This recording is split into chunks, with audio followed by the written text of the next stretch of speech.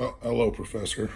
So I did make some notes and I printed out the guideline to follow as I go through this to make sure that I try to cover everything. So here we go. This is my work area. There's my box. Showed up 3 days ago. I did do an inventory check and I do have everything I need. Counter space, my sink, my stove, and my eye wash station, shower, if you will.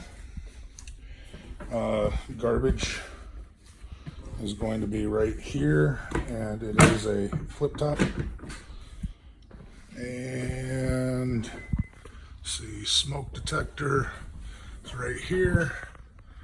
I did check it. There you go, works.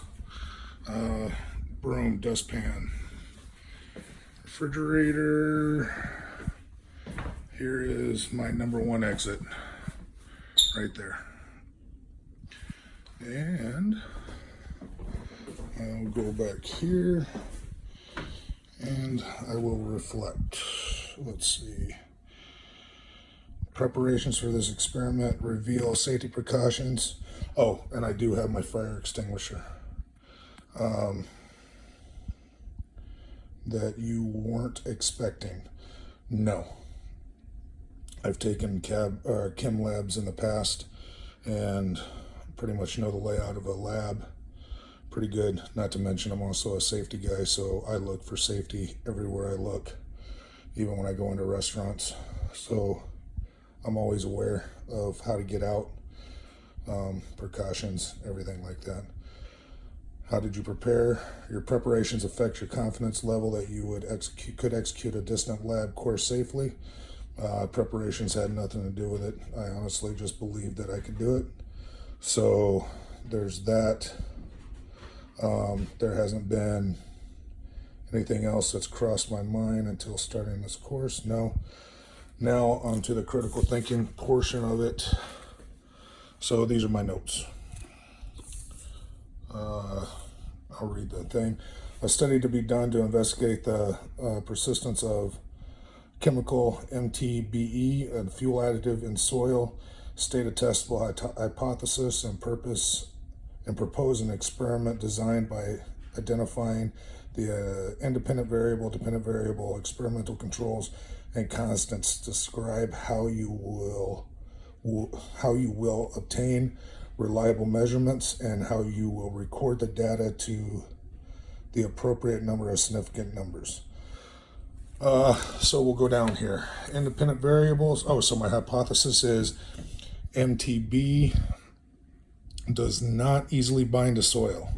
So that's my hypothesis. My hypothesis is it's more of an aerosol thing, hazard, and not a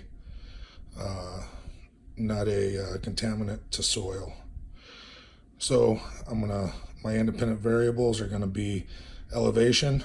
I believe that because it is a fuel additive, aerosol spray will have an effect on higher elevations from like airplanes and stuff like that from the exhaust. Depth of the core samples. Because we're testing the soil here, that's about the only way we can test the soil is get core samples. And I want to test on 70 to 80 degree Fahrenheit days.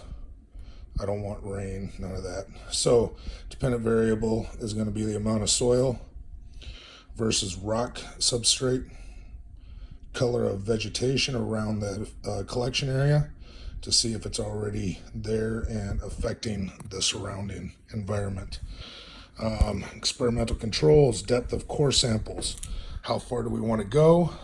Do we want to go way down towards the water table, or do we want to stay more up towards the root level of the vegetation surrounding the test site?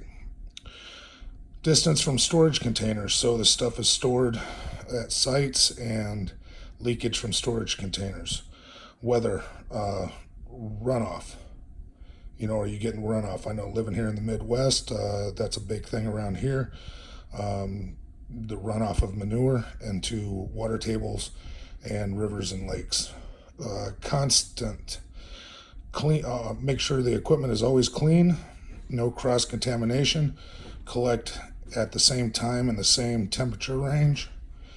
I would obtain these measurements through cutting core samples out of various areas where large and small quarries, or quantities, sorry, not quarries, quantities of MTBE is stored.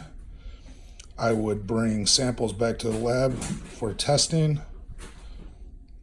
of soil for the amounts of MTBE present.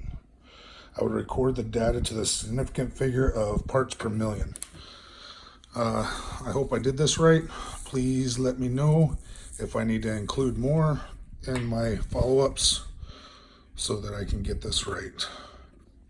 Never had to do a video documentation before for a class, so this is fairly new to me.